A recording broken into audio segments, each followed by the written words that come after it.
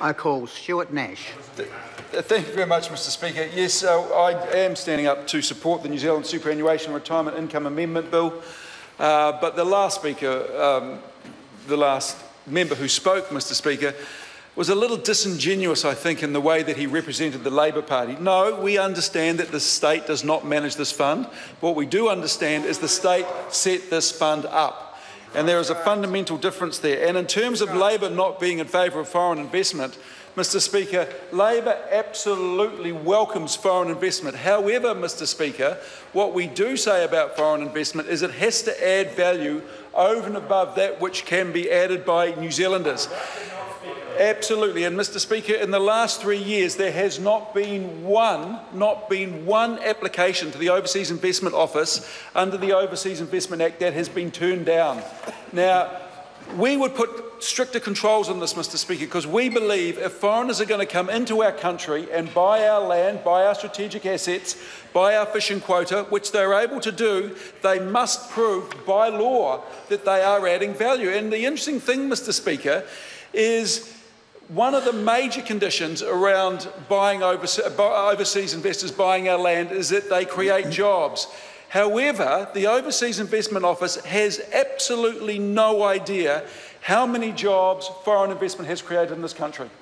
That is one of the great reasons, that is one of the reasons why we need to better control who is investing in our country, where, what, how and why. So what Labour would look to do, I believe, is just sort of put a little bit more structure around foreign investment in this country, which we absolutely need. And the last speaker talked about investing in forestry. Bring it on. Forestry is one of the lifebloods of our regions. It has the potential to create so many jobs, and under this government, unfortunately, Mr Speaker, over 60% of all logs harvested in this country head offshore without a cent of value being added. Let me give you an example of a fantastic Minister of Regional Economic Development and what he did in this spokesperson. Jim Anderton, when Jim Anderton was Regional Economic Development, he paved the way for Judkin Nishu to set up a mill in Gisborne that employs 400 people. That was because of Jim Anderton's intervention. Now, this government believes, Mr Speaker, that you take a hands-off approach. That's the difference between Labour and National. This government believes if you leave it to the market, they have all the solutions. Whereas Labour believes, Mr Speaker, Labour believes that the government has a very important role to play in driving economic growth, and nothing epitomises that more than the work that Jim Anderton did. In fact, the interesting thing is Jim Anderton is one of only 2 people to have been given the keys to the region in Northland. The other one was Sid Going. He was an All Black in the day. Absolutely. Absolutely. Now there's an interesting fact. Now, he was created an honorary citizen because of the work he did in that region, an honorary citizen. And that is what a good proactive Minister of Regional Economic Development does under a government that believes in the regions. Mr Speaker, let me quote to you, if I may, from the Minister of Finance in his first reading speech on this bill. He said, the bill was set up under and this is quoting, set up under the previous government by Dr Michael Cullen with an elegant legislative scheme and funding formula designed to allow New Zealand to pre-fund some of the costs of national superannuation.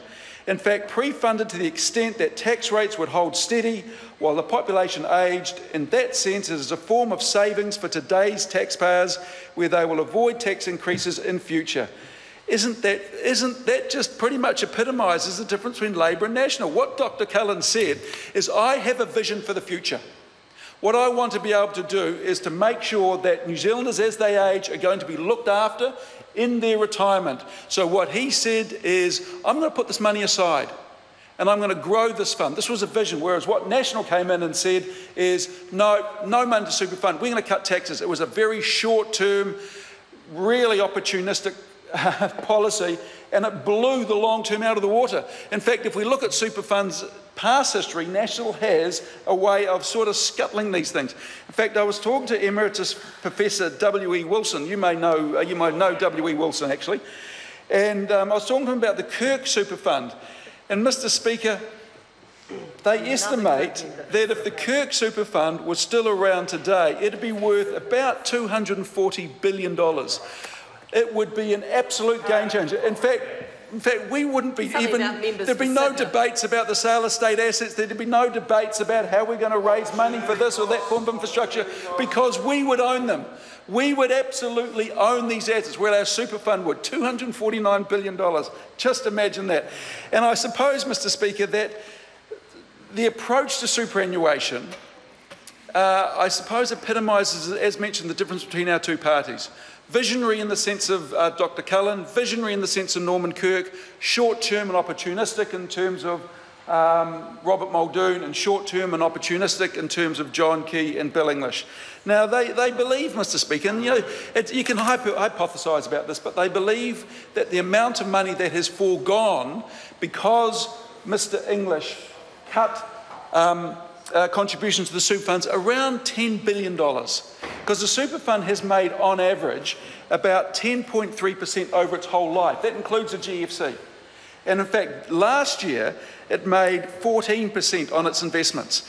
Now, again, when I talk about the difference between National and Labor, National believes you give the money back to the people and they know what to do with it. Well, we don't believe in high tax rates. Of course we don't. In fact, we would love to run a government, Mr. Speaker, where we gave tax cuts to all. In fact, Mr. Speaker, if I look at the last government that gave massive tax cuts, it was a government that cut tax rates from 66 to 33%. A Labor government is responsible for the last major overhaul of the tax system, whereas National has always tinkered. In fact, it's quite interesting, when you look over the history of governments, the Labor government has always been one of social evolution, whereas the National government has been one of tinkering. It's actually quite interesting. But anyway, Mr. Speaker, what I would like to say about this is we do support this bill, because we do understand that, in fact, you need a diversified portfolio. That is vital. And we do know that if you invest too much money in the New Zealand Stock Exchange and the capital markets, that it will create distortions that just, are not right for the market.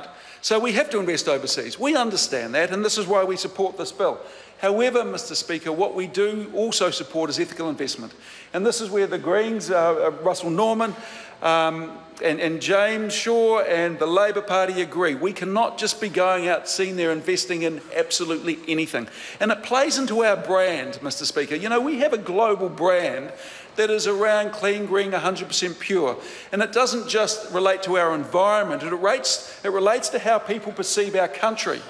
And we must work incredibly hard to protect this brand. And I truly believe that one of the really damaging things this government has done is devalued our brand to such an extent that the leverage that a lot of our companies who go offshore get from our brand is diminishing. And that is, I reckon we have about 3 to 5 years to sort this out. If we don't, then we're in real trouble. And to me, I think we're going to go to Paris, we're going to get absolutely caned. We used to be leaders in this, and because we were leaders, we held the global moral imperative, and now we don't. This started with David Lange and his denying of nuclear ships coming into our harbour. The unintended consequences is people saw a little country that stood up for its principles, and we've slipped under this government. We really have, and it is absolute shame. And that is why our New Zealand Sovereign Super Fund must be seen to invest in an ethical way, because it plays into who we are as a country and how people perceive New Zealanders as people, as business people, and as a country.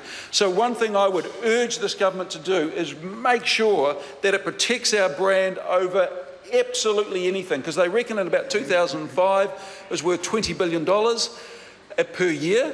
To value that, and we become just another small economy selling commodities into an ever-shrinking global marketplace. So, Mr. Speaker, we do support this bill.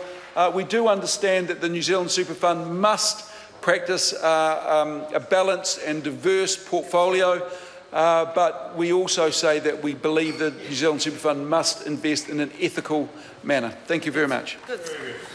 The next call was a split call. Jonah Naylor, 5 minutes. Thank you, Mr. Speaker. Well, it's been a funny old afternoon